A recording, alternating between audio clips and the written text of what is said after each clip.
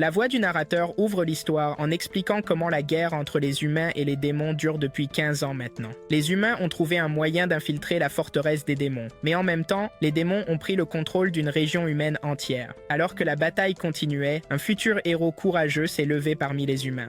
Accompagnés de ses compagnons, les héros commencent à apporter la paix à la nation centrale. Cependant, pour une raison inconnue, le héros a abandonné son groupe et s'est précipité vers le château du roi démon tout seul. En arrivant au château, le héros stupide ne trouve pas étrange qu'il n'y ait pas un seul garde autour du château. Avec la taille du château, il est déterminé à trouver le roi démon et il commence à courir partout. Il arrive bientôt dans la salle du trône où il voit une silhouette lui tournant le dos. Sans réfléchir à deux fois, le héros se précipite vers cette silhouette mais s'arrête net lorsque la personne se tourne pour faire face. Il s'avère que c'est une femme. La femme se présente comme la 43e démon.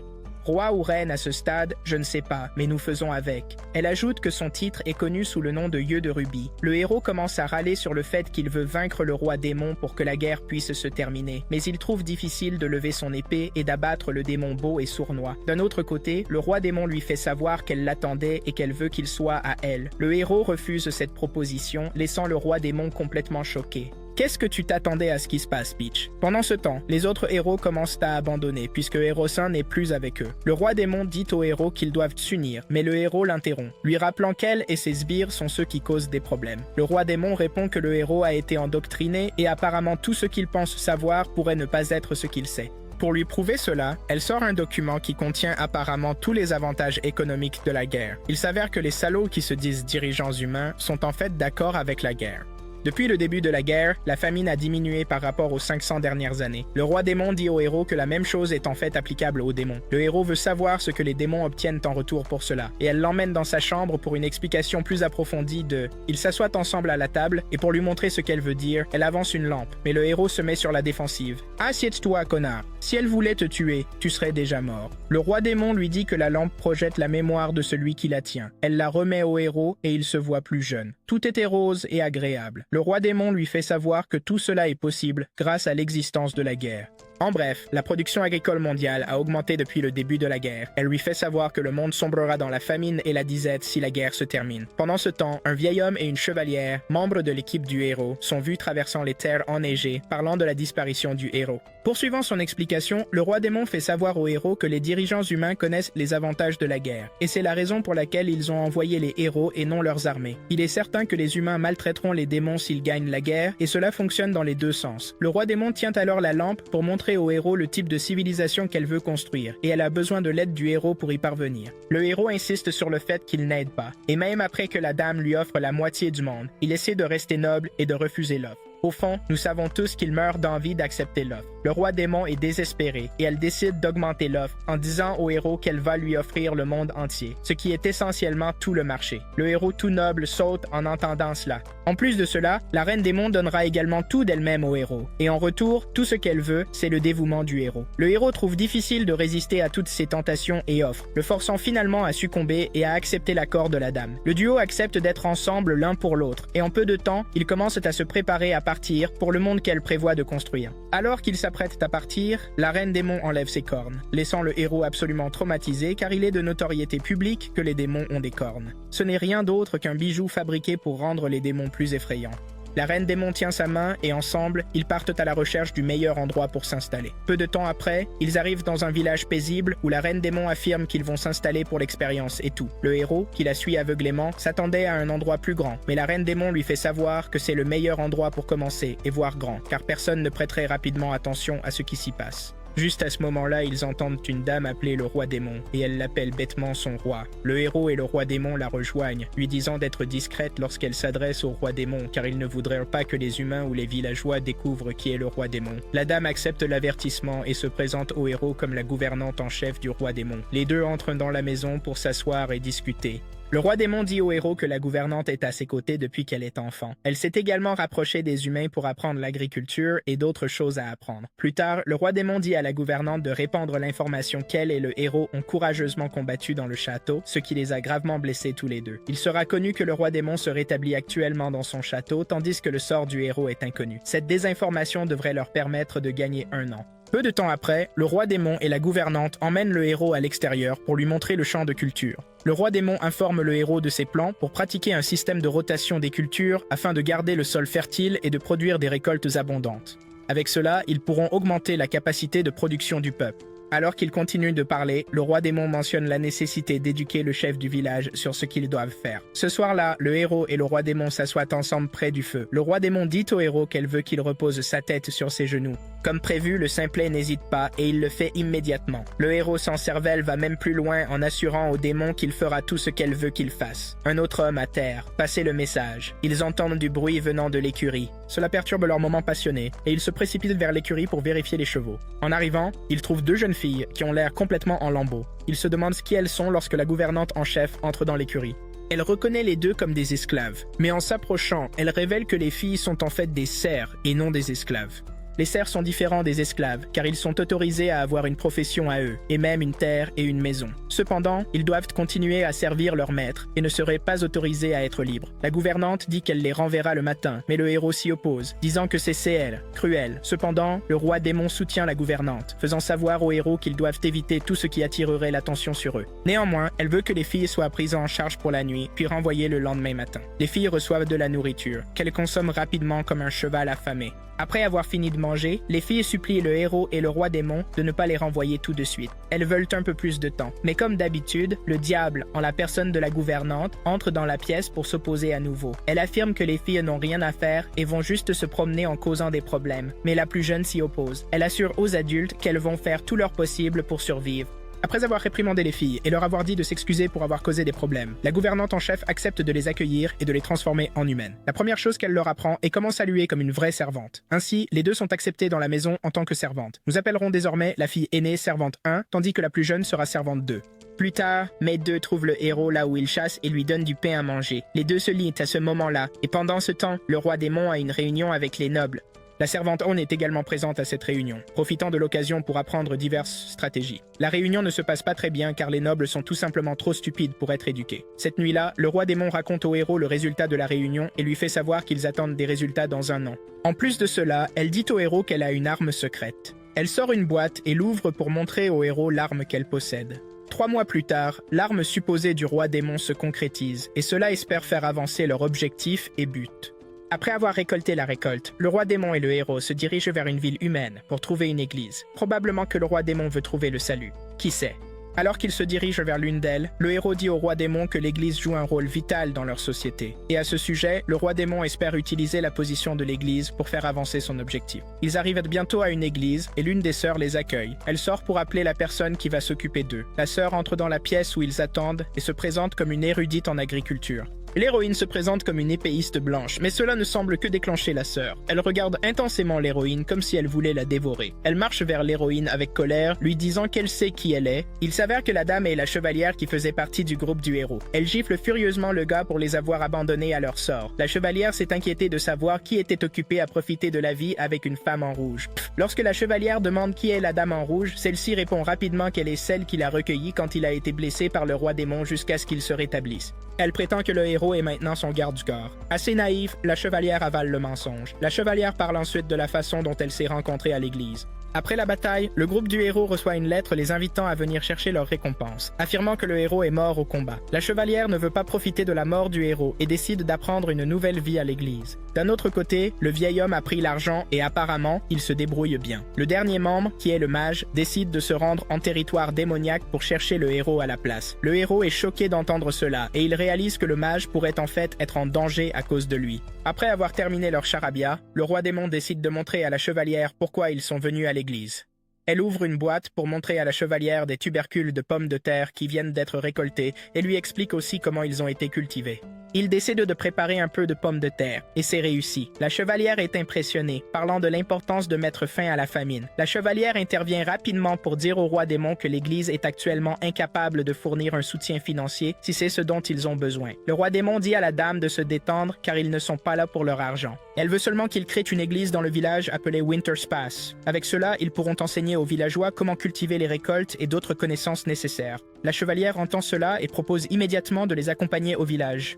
Le héros essaie de la dissuader, mais en vain. Après s'être arrangé avec la chevalière, ils ont maintenant l'église de leur côté. Le héros et le roi démon décident de retourner au village pour préparer les choses. En route vers le village, le roi démon parle du problème qu'il pourrait rencontrer, à savoir l'alliance économique des marchands libres et des villes indépendantes du sud. Ces gens sont si puissants et influents qu'ils peuvent détrôner un roi s'ils le veulent, dit le roi démon. Le héros se souvient quand l'alliance l'a payé pour promouvoir leur objectif. Le roi démon réalise que le gars a été utilisé pour leur propagande. Et assez bêtement, il est payé seulement 15$ pour vendre son intégrité flétrie.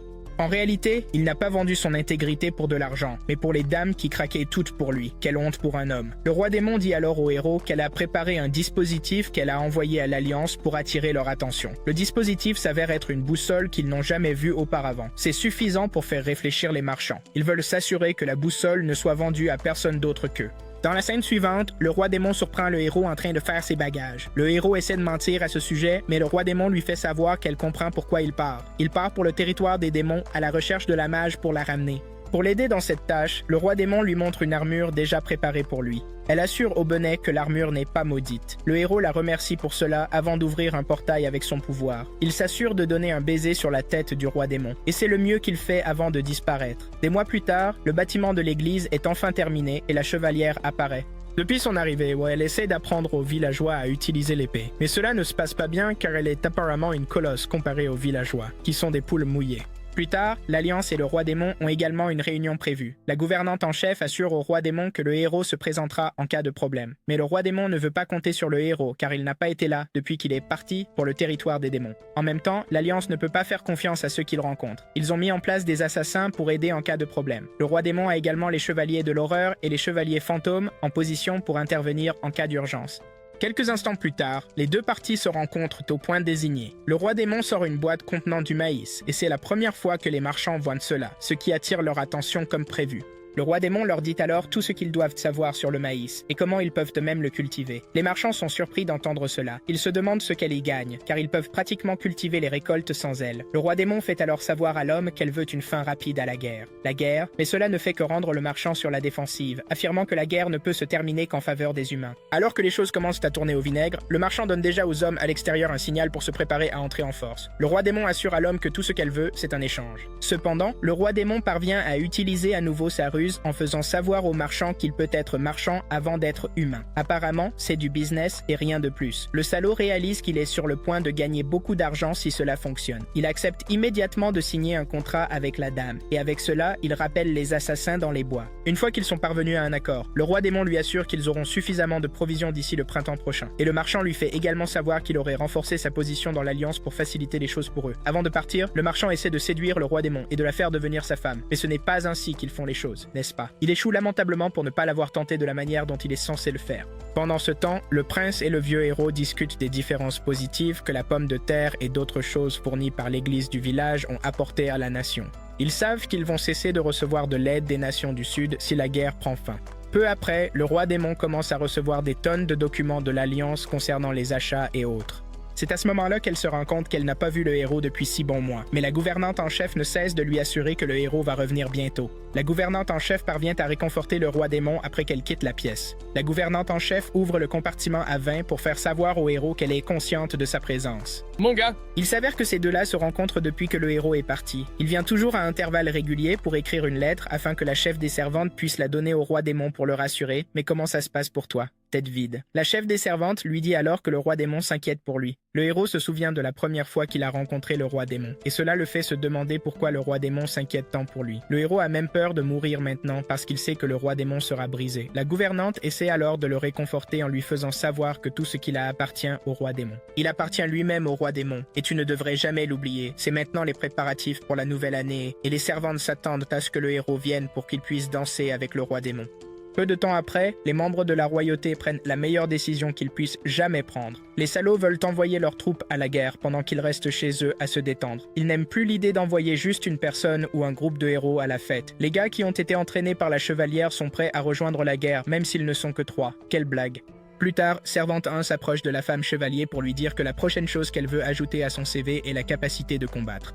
Elle sait déjà lire, écrire et cuisiner, mais ce qui vient ensuite pour elle, c'est de trouver un moyen de mourir. Elle pense qu'elle fait cela pour les villageois, mais ne sait pas qu'elle est tout simplement stupide. La préparation pour la guerre continue, et l'objectif est de récupérer l'île d'Aurora qui est sous la domination des démons. Les marchands surveillent la situation pour voir comment cela va affecter leurs affaires et leurs échanges. Tout est une question d'argent pour ces salauds, n'est-ce pas? Pendant ce temps, le héros continue de sauver des démons en danger, que ce soit à cause d'eux-mêmes ou d'humains cruels. D'autre part, les humains ont rassemblé leurs navires de guerre en préparation d'une attaque contre les démons, mais l'officier commandant semble être le plus ignorant. Le héros apprend d'une fille démon les plans des humains et leur stratégie pour enfermer les personnes importantes dans un endroit où la guerre ne les atteindra pas. Le héros apprend également que les démons déplacés se réfugient dans la forteresse de l'Est pour être en sécurité. La dame lui demande pourquoi il travaille pour le roi démon, et le héros répond qu'il appartient au roi démon. Elle suppose qu'elle a perdu contre le roi démon dans un combat, mais elle a complètement tort. Juste à ce moment-là, ils voient un démon troublé passer devant eux en maudissant les humains pour tout ce qu'ils leur ont fait. C'est alors que le héros dit à la fille démon qu'il n'a pas perdu contre le roi démon. Il en est venu à la conclusion que personne n'a raison à la fin de tout. Peu de temps après, les navires de guerre humains se mettent au travail et se dirigent vers l'île, mais sont bientôt attaqués par des démons sous-marins. En raison de leur mauvaise stratégie militaire concoctée par des idiots, ils finissent par perdre face aux démons sous-marins assez facilement. Ils perdent toute la flotte à cause de cela, ce qui entraîne même la mort du roi de l'hiver. Après la bataille, les généraux et les dirigeants commencent à se disputer sur qui est responsable de la défaite. Le fils du roi de l'hiver est le plus blessé et décide qu'il va faire les choses à sa manière puisqu'ils veulent tous devenir des idiots. Il prend officiellement ses fonctions en tant que roi de l'hiver et il a l'intention de reprendre l'île d'Aurora de la manière qu'il jugera appropriée. Il quitte la réunion en colère et dit au vieux héros, qui est son majordome, d'envoyer un message à la chevalière parce qu'ils vont avoir besoin d'un commandant pour la bataille à venir. Maintenant au village, le roi démon se sent inhabituellement seul. Elle dit à la chevalière que sa seule compagne est la gouvernante en chef. Le roi démon est fatigué de mentir à la chevalière et décide de lui dire la vérité. La chevalière semble choquée d'apprendre que la personne avec qui elle travaille est le roi démon et elle tire son épée sur la dame. Puisqu'elle est une guerrière de la lumière, c'est son devoir de mettre à terre le roi démon. Le roi démon se tient là, ressemblant à un zombie, tandis que la chevalière pointe son épée vers elle. Cependant, la chevalière fait quelque chose de vraiment surprenant en rengainant son épée. Elle dit au roi démon que ses péchés ont été pardonnés puisqu'elle s'est confessée. Son seul péché est de mentir, et non pas le fait qu'elle soit le roi démon. Inconnu du roi démon, le héros avait précédemment dit la vérité à la chevalière, et l'avait même assuré que le roi démon n'était pas une mauvaise personne. À cause de cela, la chevalière accepte d'être amie avec le roi démon. Plus tard, Servante 2 et Servante 1 commencent à apporter des cadeaux pour la gouvernante en chef et le roi démon. Elle prévoit de le faire tous les jours jusqu'à la nouvelle année. Cette nuit-là, le roi démon décide de dormir à côté d'une poupée qu'il a fabriquée à l'image du héros. Cela fait 1 an qu'elle n'a pas vu son héros bien-aimé. Il lui manque tellement qu'elle choisit de dormir à côté d'un héros sculpté juste pour avoir l'impression qu'il est près d'elle. Le roi démon devient le démon le plus heureux quand elle regarde à côté d'elle et voit un vrai héros physique la regarder. Ses yeux deviennent rouges de bonheur excessif, mais elle le montre en frappant le héros à la tête. Elle le renverse au sol et le bat avec la poupée, ce qui est une façon très étrange de montrer à quelqu'un qu'il vous a manqué. Le héros essaie de se défendre et de faire savoir au héros ce qu'il a fait. La première préoccupation du roi démon est de demander s'il ne s'est pas amusé avec des filles, et il dit non. Le roi démon le frappe pour ne pas être venu la voir tout ce temps, même s'il faisait de son mieux. Il veut allumer les lumières, mais la dame refuse, affirmant qu'elle est laide en ce moment parce qu'elle n'a pas son maquillage. Elle essaie de s'enfuir, mais le héros l'intercepte en ouvrant un portail juste devant elle. Le héros agit en gentleman en assurant au roi démon qu'elle est aussi belle qu'elle est. Il lui prend la main et les transporte dans la salle principale pour qu'ils puissent danser. Pendant que les villageois dansent à l'extérieur, les 2 tourtereaux dansent aussi à l'intérieur de la maison. Peu de temps après, le héros prépare ses affaires et assure au roi démon qu'il va reprendre la ville porte dans 1 mois. Les 2 se disent au revoir à nouveau, avec l'assurance qu'ils vont se revoir très bientôt. Ensuite, Servante 1 parle au roi démon de la guerre. Elle a dû vivre sous une roche pour ne pas connaître la signification de la guerre. Le roi démon essaie de lui expliquer ce que signifie être en guerre. Elle lui fait savoir que la guerre est essentiellement la bataille et le chaos qui s'ensuivent entre 2 parties à cause de leurs différences. Elle ajoute que la guerre est une forme de conflit, mais que tous les conflits ne peuvent pas être catégorisés comme des guerres. Pendant ce temps, les humains sont sur le qui-vive, attendant d'être attaqués par les démons. Les humains ont érigé des forteresses en préparation d'une attaque. La chevalière a également rencontré le roi de l'hiver et l'ancien héros. D'autre part, le héros est occupé à faire tout ce qu'il peut dans sa juridiction. Il rend la vie difficile aux soldats humains stupides en créant des hallucinations effrayantes avec l'aide des fées et d'autres êtres surnaturels. Il est connu sous le nom de chevalier mort dans ces régions. La chevalière a été promue générale par le roi de l'hiver, mais elle ne semble pas vouloir de ce lourd fardeau pour l'instant. Elle menace même de mettre fin au jour du vieux héros s'il ose l'appeler général. En même temps, le général humain envoyé là où le héros fait sensation vit le moment le plus difficile de sa vie. Il n'en revient pas de sa malchance d'avoir été envoyé dans le pire endroit possible. Peu de temps après, le roi de l'hiver est vu en train de parler du roi démon, connu sous le nom de Savant Écarlate. Juste à ce moment-là, la dame en question entre dans la tente, leur faisant savoir qu'elle a la meilleure stratégie pour eux s'ils veulent gagner la guerre. Le vieux héros l'arrête et la chevalière s'inquiète, croyant que l'homme a perçu son aura démoniaque. De plus, le vieux héros veut juste montrer sa nature perverse. La chevalière ne perd pas de temps et l'assomme en lui frappant la tête avec une jarre de vin, ce qui est bien mérité. Le roi de l'hiver explique au roi démon pourquoi il est évident qu'ils doivent reprendre l'île d'Aurora. L'une des raisons est que cela va ouvrir plus de routes commerciales pour eux. Le roi démon comprend cela et assure le jeune roi qu'elle a quelque chose qui peut aider. Le roi démon enseigne aux humains comment construire un pont en utilisant du sel. Ils parviennent à relier leur forteresse au territoire du démon en utilisant du sel et de l'eau mélangée avec de la glace. L'ancien héros est stupéfait par son ingéniosité et lui demande ce qu'elle veut en retour. Le roi démon les surprend en leur disant que la seule chose qu'elle veut, c'est qu'ils ne fassent rien un jour avant d'attaquer. Elle a un plan en tête, et cela ne mène pas nécessairement à la victoire. Mais tout ce qu'ils veulent, ils l'auront, elle les assure. D'autre part, le général démon est frappé par la plus grande surprise de sa vie, à part le moment où le médecin lui a annoncé que sa femme portait un enfant humain, évidemment. Il a du mal à croire que les humains les approchent via une terre artificielle sans avoir à traverser la mer, qui est essentiellement le point fort des démons. Les humains affrontent une tonne de monstres pendant la traversée, mais ils mettent tout leur cœur dans le combat et arrivent au bout du pont pour établir un camp. Ils gardent leur ligne de communication ouverte et s'assurent de s'occuper de leurs blessés. Le roi démon assure au roi de l'hiver qu'elle a un plan pour le général démon obstiné retranché dans son château. Juste à ce moment-là, des rapports indiquent qu'un grand nombre de soldats se dirigent vers eux. Le roi démon assure aux gars que tout fait partie de son plan. Apparemment, les troupes ne sont pas des soldats démons, mais des soldats humains de la Cité de la Porte. Le héros a réussi à repousser tous les soldats humains de la Cité de la Porte. La Cité de la Porte est maintenant vide, sans soldats pour garder l'endroit. En raison de cet acte, la Cité de la Porte n'est plus considérée comme un territoire humain et est maintenant rendue aux démons. Peu de temps après, le héros apparaît aux côtés des soldats humains, apportant à tout le camp humain un regain de joie et d'excitation. Les soldats démons commencent à se diriger vers le camp aux côtés du général obstiné, connu sous le nom de général de glace. Le héros veut s'occuper de lui, mais la chevalière dit au héros qu'elle va prendre cette responsabilité. La chevalière se précipite vers le général gros cul et l'engage dans un combat. Le général à la mine maladroite essaie d'effrayer la chevalière, mais elle n'est pas du genre à se laisser effrayer si facilement. La chevalière se tient face au général et montre son art ultime de l'épée en sautant dans les airs et en retombant sur le démon pour lui asséner un coup suffisant pour le terrasser. Sa chute laisse un nuage de poussière, mais sert de signal aux soldats humains qu'ils ont gagné. Le roi démon se sent un peu mal à ce sujet car elle vient littéralement d'aider à éliminer l'un des siens. Le héros est là à ses côtés pour la pacifier et la réconforter. Pendant les célébrations de la victoire, l'hiver félicite son peuple pour avoir repris l'île. Et dans une mention spéciale, il parle de l'implication de la femme chevalier et du roi démon dans la sécurisation de leur victoire. Pendant que tout le monde fait la fête, le héros et le vieux héros discutent. Le héros se souvient comment le vieil homme lui apprenait des choses d'adulte, rendant sa vie plus amusante. Le vieil homme reconnaît la force du héros et le réintègre dans le groupe. Alors que tout le monde s'adapte à la nouvelle réalité et au changement, Servante. Un commence à tenir un journal, où elle écrit tout ce qui se passe. Elle mentionne le fait que la dame en rouge est maintenant heureuse puisque le héros est de retour. Le héros et la femme chevalier s'entraînent. La femme chevalier reconnaît qu'elle n'est devenue plus forte que grâce au héros. Après l'entraînement, il s'assoit pour parler du plan du roi démon concernant la guerre en cours, et comment elle veut tout jouer pour favoriser les deux côtés. Le héros admet qu'il est une tête vide qui ne sait que se battre, comparé aux deux filles, qui sont des génies.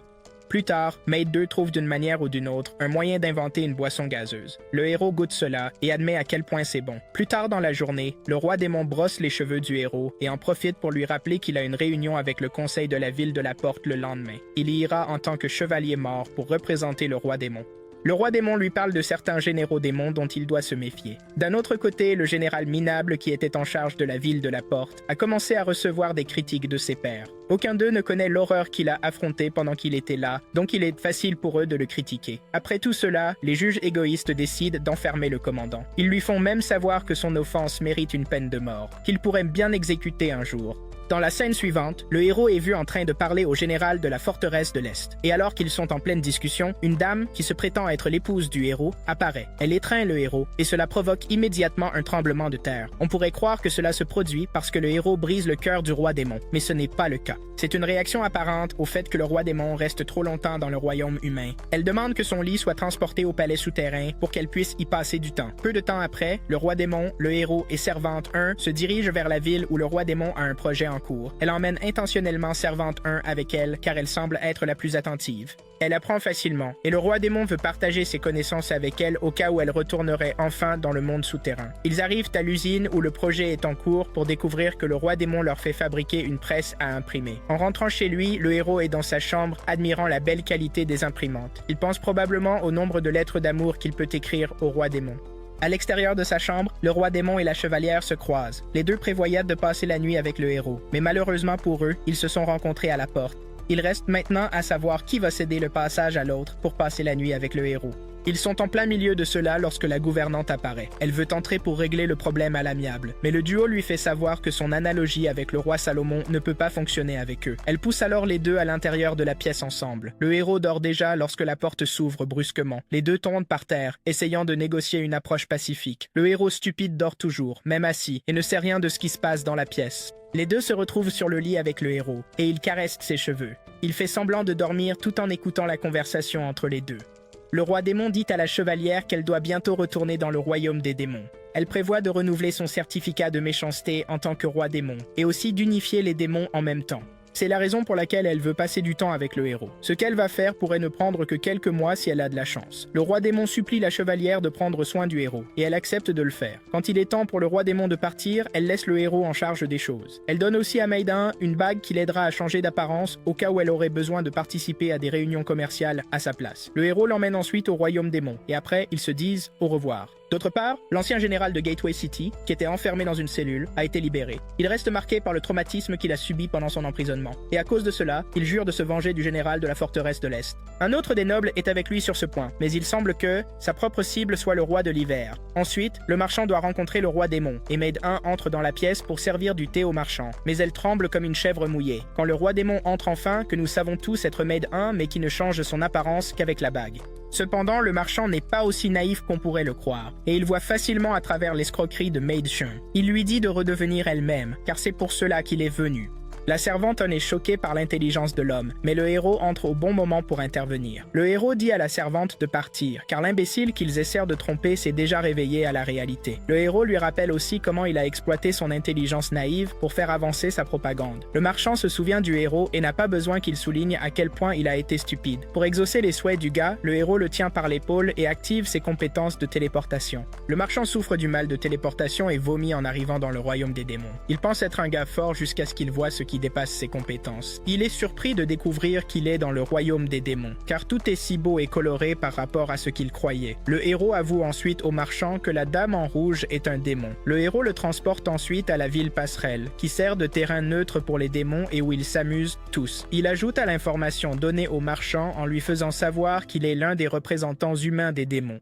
Le héros continue de faire visiter le royaume des démons au marchand, juste pour lui montrer que les démons ne sont pas aussi maléfiques que tout le monde pourrait le croire. Après une visite de la ville, le héros décide de s'asseoir avec le marchand pour discuter de l'aspect commercial de la rencontre. Il veut donner au marchand accès à la ville, car il a la juridiction pour le faire. Le marchand est époustouflé par la perception des choses du héros. Pendant ce temps, la dame en rouge est entrée dans la salle des machines, où elle doit devenir nouvelle. Cependant, elle dit à la gouvernante de la tuer si elle s'avère être maléfique. Plus tard, le héros retourne dans le monde des humains, et la chevalière l'approche avec une offre assez étonnante. Elle s'offre au héros comme servante, après être arrivée à la conclusion que le roi démon a besoin de toute l'aide possible, et qu'elle n'est pas à la hauteur.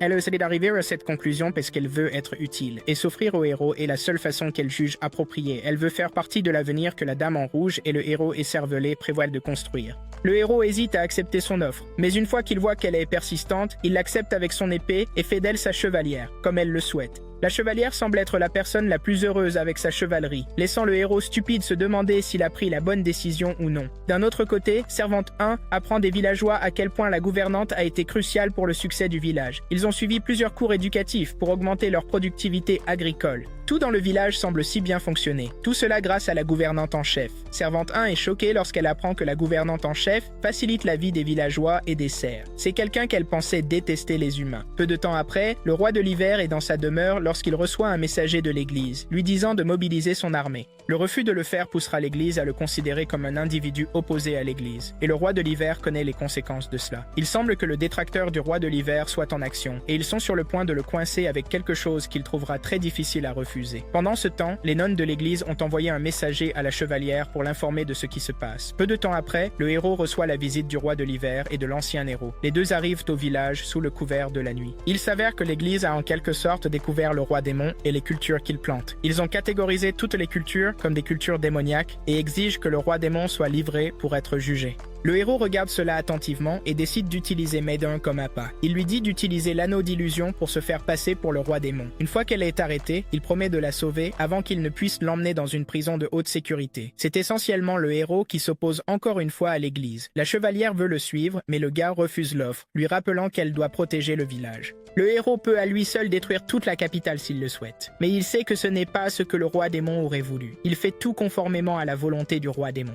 Pendant ce temps, le marchand surveille la situation de l'église, et il sait que l'église panique seulement parce que leur chien, en termes de roi de l'hiver, est maintenant en liberté. Ils veulent former un autre conseil des 10, et pendant qu'il discute de cela avec son camarade, il reçoit un diplomate du pays de glace. Le marchand veut que le diplomate aide à rassembler des informations qui l'aideront dans sa démarche pour mettre fin à la guerre en cours. Dans le village du col d'hiver, la servante 1 se prépare à sortir en tant que roi démon. Elle se souvient comment les villageois ont toujours dit de belles choses concernant le roi démon. Ils ont toujours voulu la remercier pour tout ce qu'elle a fait pour eux, mais ils ne savent pas comment. Les gens sont rassemblés autour de l'église, attendant que le roi démon, désormais considéré comme un hérétique, sorte. La chevalière essaie de dire à la servante de ne pas avoir peur, car le héros sera là pour la sauver. Le héros quitte l'église et ouvre un portail où il peut facilement intercepter la servante lorsqu'elle a été emmenée. Une fois que tout le monde est sorti de la pièce, la servante tombe à genoux, se demandant pourquoi elle est si impuissante. Peu de temps après, le roi de l'hiver arrive avec ses hommes. Les hommes de l'église sont déjà présents, attendant que la dame en rouge apparaisse. La chevalière finit par amener la dame en rouge sur la scène et les représentants de l'église essaient de s'assurer qu'ils ne transmettent pas un double. Les villageois ne sont pas contents de cela, mais en même temps, ils ne peuvent rien y faire. La dame en rouge est arrêtée devant tout le monde. Ils la jettent au sol, la fouettant très fort.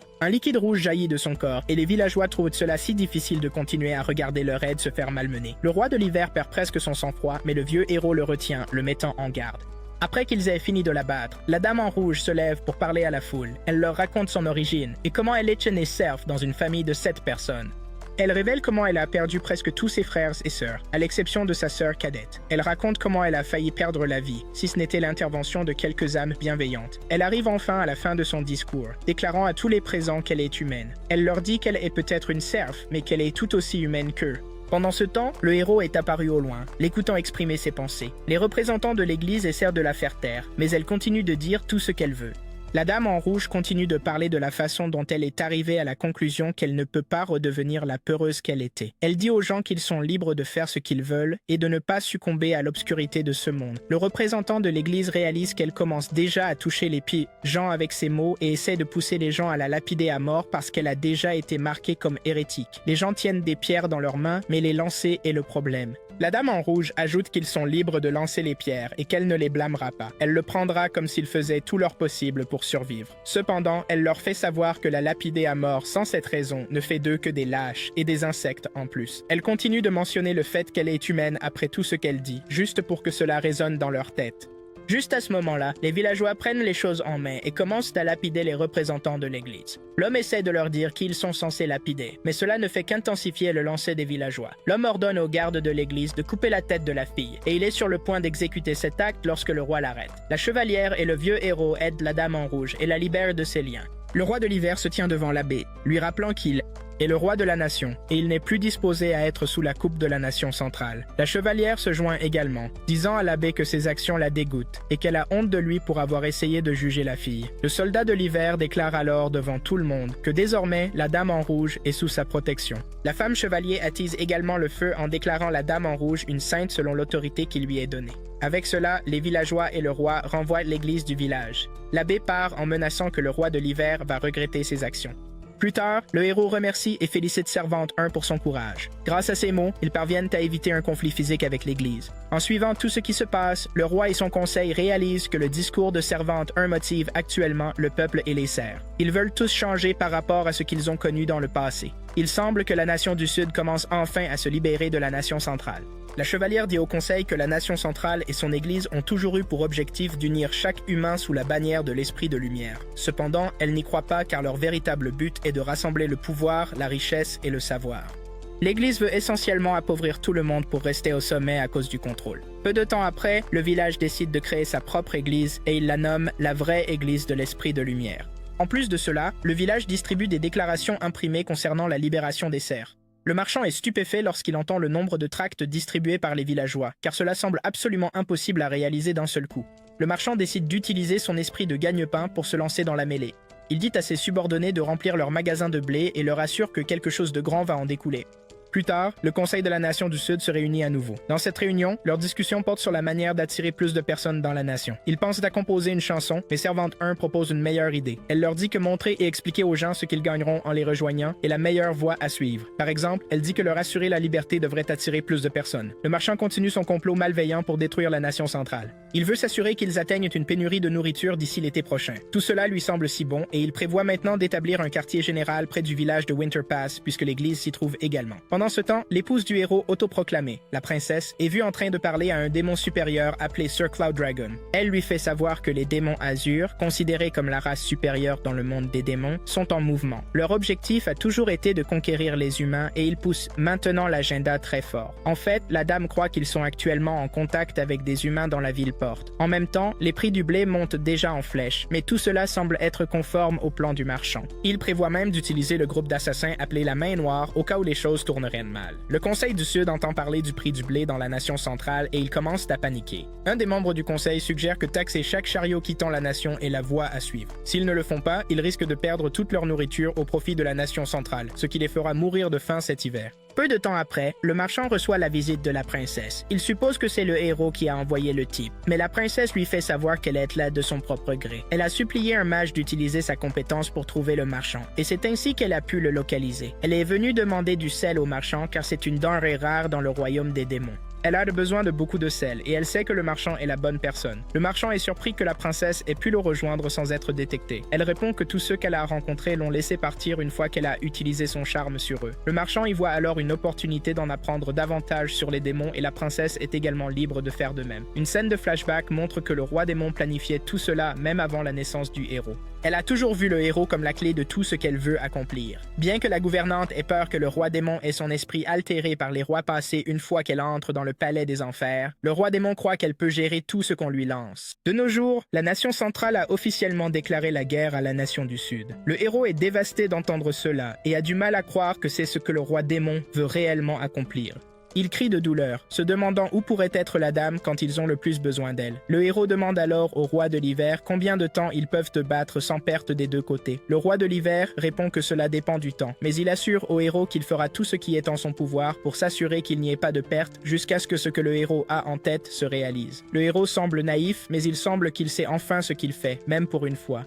Peu de temps après, la nation centrale commence à faire un mouvement drastique en injectant plus d'argent dans l'approvisionnement. Le marchand sait que c'est un mouvement astucieux, mais est rassuré qu'ils ne peuvent pas le maintenir. Bro joue à l'économie comme à un jeu et ne se sent pas menacé du tout. En même temps, les nations centrales ont rassemblé leurs troupes et sont prêtes à lancer une guerre totale avec la conviction que la nation du Sud a peur d'elle. Ailleurs, le roi du pays des Chevaliers Blancs s'inquiète que tous les serfs de son pays s'échappent vers le sud où la liberté est assurée. L'ancien commandant de Gateway City suggère alors de lancer une attaque à petite échelle pour récupérer les serfs. Dans la scène suivante, nous apprenons que le sud a pu rassembler moins de 5000 soldats pour mener leur bataille, tandis que leurs adversaires ont pas moins de 20 000 troupes.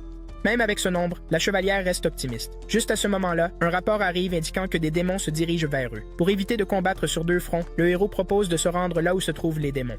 Cependant, il dit au roi de l'hiver qu'il n'a pas l'intention de combattre les démons. Le marchand rencontre le ministre des Finances du Sud avec une proposition. Il veut qu'il supprime tous les tarifs imposés sur les chariots de l'Alliance. En plus de cela, il veut une petite portion de l'île d'Aurora qui est essentiellement couverte de sel. Pour résumer, l'Alliance veut acheter tout leur stock de pommes de terre. Le ministre des Finances réfléchit intensément à cela, essayant de voir comment tout va fonctionner. Le héros arrive enfin là où se trouvent les démons, et il réalise qu'ils sont tous des démons azur équipés pour un long voyage. Son but est de créer des choses parce qu'il a toujours tué et détruit, mais il en a assez maintenant. Il réfléchit à un moyen de faire retirer les démons lorsque le mage apparaît derrière lui. D'autre part, la Reine Démon sort enfin du Palais des Enfers. Elle semble calme au début, mais la gouvernante reste sceptique. Elle lui pose une question et lorsque la réponse de la Reine Démon vient avec violence, la gouvernante réalise qu'elle a été altérée. Un combat éclate entre les deux parce que la femme de chambre en chef ne peut pas permettre au roi démon de quitter cette pièce. Elle essaie de raisonner avec la dame en rouge, mais elle finit par être blessée car elle n'est pas de taille face au pouvoir que le roi démon possède maintenant. À l'extérieur, la mage utilise son pouvoir pour établir une connexion télépathique avec le héros. Elle lui dit ensuite de se diriger là où se trouve le roi démon, mais de s'assurer de détruire la porte. Cela vise à empêcher quiconque d'entrer dans le royaume démoniaque. Elle exhorte le héros à partir rapidement car la dame en rouge a plus que jamais besoin de son aide. En poursuivant les négociations, le ministre des Finances réalise enfin ce que le marchand essaie de faire. Il veut créer une double monnaie pour s'assurer que la nation centrale n'ait plus le monopole de la monnaie. En plus de cela, il essaie d'ouvrir une route commerciale avec les démons. Le ministre des Finances est encore plus choqué lorsqu'il réalise que la princesse est un démon. Cela vise à prouver à l'homme que les démons et les humains peuvent réellement coexister. De retour dans les terres enneigées, la mage utilise tout le pouvoir qu'elle a accumulé pour se débarrasser des démons azur, afin que le héros puisse ouvrir la porte du roi démon. Une fois la porte ouverte, il plonge dans le nuage de fumée. Pendant ce temps, l'ancien commandant de la ville de la Porte a du mal à organiser ses troupes contre les troupes du sud bien organisées. Tout ce qu'il leur envoie semble être un piège. Il a perdu des hommes comme il a perdu son intégrité. Finalement, le héros atteint le royaume des démons qui est essentiellement attaché au monde humain, mais situé sous terre. La mage lui dit que le roi démon est actuellement au cœur du château du roi démon, qui se trouve au niveau le plus bas. Dans le palais souterrain, la gouvernante en chef, qui est encore en vie mais a perdu une main, parvient à tromper le roi démon pour le ramener dans la salle d'énergie. La gouvernante en chef sait que tout ce qu'elle vient de faire, c'est gagner du temps, et que lorsque le roi démon sortira une deuxième fois, ce sera la fin pour elle. Le héros accélère en utilisant ses pouvoirs, et il traverse le château d'un coup de poing. Il peut facilement détecter des particules magiques très puissantes, ce qui lui indique à quel point le roi démon est fort. De retour sur le champ de bataille humain, la chevalière a élaboré un plan astucieux pour envoyer de la mauvaise nourriture au camp ennemi, afin que leurs chevaux s'affaiblissent après l'avoir mangé. En même temps, l'ancien commandant de la ville de la Porte a réussi à s'échapper vers le sud, mais les troupes le recherchent activement. Le héros arrive enfin au château et se retrouve face à face avec une plage maléfique. La gouvernante lui dit de faire attention, car les anciens rois maléfiques ont corrompu la dame en rouge. Cela va être un affrontement de force entre le héros et le roi démon. Peu après, la mage arrive dans le sud avec un message du roi démon. C'est un message qu'elle a transmis avant même d'entrer dans la chambre de pouvoir. Il s'avère que ce message contient une explication détaillée sur la façon de guérir la variole, qui ravage le monde humain. Le roi de l'hiver réalise que le roi démon vient de leur fournir une solution pour mettre fin à la guerre. Ils peuvent facilement utiliser cela pour négocier une trêve avec la nation centrale. L'ancien héros ne peut pas croire qu'on leur ait donné une solution à l'un de leurs pires ennemis. Le plus drôle et incroyable, c'est que la solution vient des démons, qu'ils ont toujours considérés comme leurs ennemis jurés. Pendant ce temps, l'ancien commandant de la ville de la Porte a réussi à se rendre là où se trouve la machine à imprimer. Servante 1 et Servante 2 sont maintenant en danger car elles sont les seules dans la pièce. De retour dans le château souterrain des démons, le héros parvient à convaincre le roi démon avec ses mots. Chaque fois qu'elle essaie de faire quelque chose de précipité, il la téléporte loin de la scène pour continuer à lui parler, jusqu'à ce qu'il parvienne enfin à la ramener à la raison. Il lui rappelle qu'elle est entrée dans la chambre parce qu'elle veut renouveler sa licence et rien de plus. La roi démon est heureuse d'être de retour car elle repousse facilement le mal en elle parce qu'elle veut des retrouvailles douces avec son amant. Servante 1 a été prise pour la roi démon et le commandant Borgne est sur le point de la tuer lorsqu'un soldat arrive juste à temps pour l'arrêter. Le héros utilise son pouvoir pour guérir la servante en chef et la rendre entière à nouveau. Il dit ensuite à la roi démon qu'il se passe beaucoup de choses à la surface en ce moment. D'un autre côté, la nation centrale rencontre des problèmes dans son camp. La chevalière se lève soudainement et rassemble ses troupes. Elle décide que c'est le meilleur moment pour attaquer l'ennemi et empêcher la guerre de s'éterniser. Le commandant Borgne est toujours occupé à combattre le soldat et il prend l'avantage. Il se précipite vers le gars et est sur le point de l'achever, mais le soldat est sauvé par les flèches qu'il a placées sous son vêtement. Le commandant court de nouveau vers lui et cette fois, le soldat l'attrape, les projetant tous les deux vers le sol profond en dessous. Pendant ce temps, la chevalière et ses troupes font vivre aux soldats du centre le pire moment de leur vie. Ils courent autour d'eux en cercle, profitant de cette occasion pour diviser leurs rangs. Servante 1 et Servante 2 se précipitent en bas pour vérifier les hommes qui sont tombés. Elles trouvent le commandant avec la tête éclatée sur le sol, mais le soldat parvient à s'accrocher au mur avec son épée. Alors que la bataille continue, la neige commence à tomber et c'est le plus grand renfort que le Sud attendait. Ailleurs, on voit l'église en réunion. Un démon azur est parmi eux, et il semble que l'église a toujours été celle qui employait les démons pour les combattre juste pour rester pertinente. Le démon azur les assure qu'il va les aider à conquérir le royaume des démons et même à éliminer le roi démon. Ils n'ont aucune idée de comment faire cela, mais l'un d'eux sort un mousquet. Il révèle que le mousquet a été développé par le roi démon, mais il a pu en entendre parler. Il élimine la personne qui développe le mousquet et prend le contrôle de tout. Il est rassuré qu'ils peuvent éliminer le roi démon et obtenir tout ce qu'ils veulent avec l'aide des fusils. Peu de temps après, le roi démon sort pour parler à son peuple et elle a le chevalier noir à ses côtés. Pour démontrer leur pouvoir, le chevalier noir brandit son épée, mais cela ne suffit pas à capter l'attention du peuple, tout comme les 15 pièces d'or qui ont acheté son intégrité. Il décide de faire plus spectaculaire et frappe la montagne derrière eux avec un sort puissant, forçant un volcan à en sortir. Les imbéciles acclament enfin lorsqu'ils voient cette démonstration incroyable de pouvoir. Les démons commencent à chanter, croyant qu'ils vont faire la guerre aux humains. Mais ce n'est pas ce que le roi démon veut réellement. Elle essaie d'attirer l'attention du peuple, mais sa voix de perroquet l'en empêche. Le roi démon réalise qu'il y a encore beaucoup de travail à faire, et le chevalier noir lui assure qu'il sera à ses côtés à chaque étape. Plus tard, l'Alliance devient le pont entre la nation du Sud et la nation centrale. Ils leur vendent des pommes de terre et le système de double monnaie est maintenant actif. Le roi de l'hiver a également été informé que la Dame en rouge est un démon. Il reste sceptique quant à travailler avec elle, mais veut voir les résultats que cela donnera à l'avenir. La chevalière parle aussi au roi démon de sa décision de prêter allégeance au héros. Elle est arrivée à la conclusion qu'elle ne veut pas s'interposer entre le héros et le roi démon. Même si elle ne finira pas avec le héros, cela ne la dérange pas. Cependant, le roi démon la réconforte en disant que le héros pourrait en fait être intéressé par les filles humaines. Les deux filles se serrent la main et avouent qu'elles aiment toutes les deux le héros. Quel chanceux, n'est-ce pas? Dans la scène post-crédit, le roi démon dit à la chef des servantes qu'elle aime le monde humain même s'il est chaotique. Merci d'avoir regardé la vidéo jusqu'à la fin et n'oubliez pas de mettre un like et de vous abonner à la chaîne pour du contenu comme celui-ci. N'hésitez pas à laisser dans la section des commentaires quel anime vous souhaitez que nous récapitulions pour votre divertissement. À bientôt et passez une bonne journée.